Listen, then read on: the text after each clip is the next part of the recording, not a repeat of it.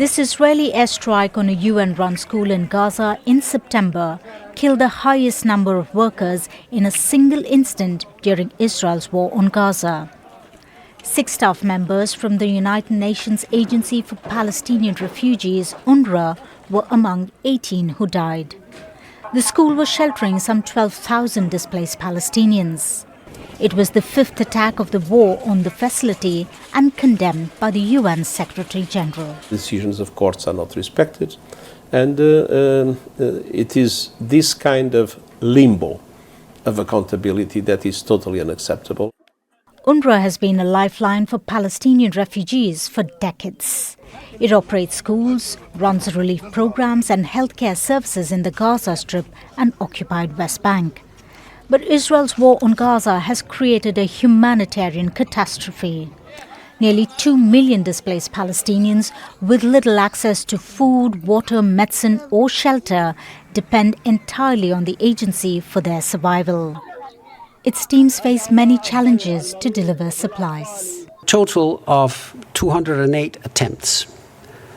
74 of them were facilitated, 44 were impeded, 72 out of them were flatly denied. Israeli strikes have targeted UNRWA staff directly. UN convoys have been hit and warehouses storing aid bombed. The agency's head, Philip Lazzarini, says more than 200 of its workers have been killed during the war. Every single person is exhausted, sick and long past the limit of their endurance. It is utterly inhuman. In January, it accused 12 of its staff members of aiding the October 7th Hamas attack in southern Israel that killed around 1,200 people.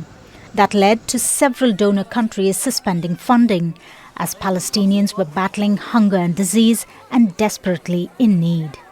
Protect UNRWA, protect UNRWA's staff, and protect UNRWA's mandate, including through funding. Most nations except the agency's biggest donor, the United States, have resumed their funding. A report commissioned by the UN's Office of Internal Oversight Services said Israel did not present credible evidence to support its claims that UNRWA staff were involved in Hamas's attack.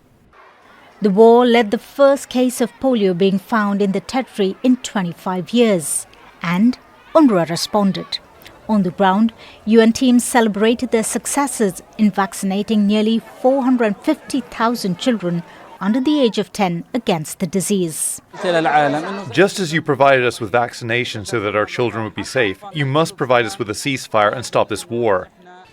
As Israel continues its assaults on Gaza, UN teams are carrying on with their operations despite the ever-present dangers. Um-e-Kulsoom, Shariff, Al Jazeera.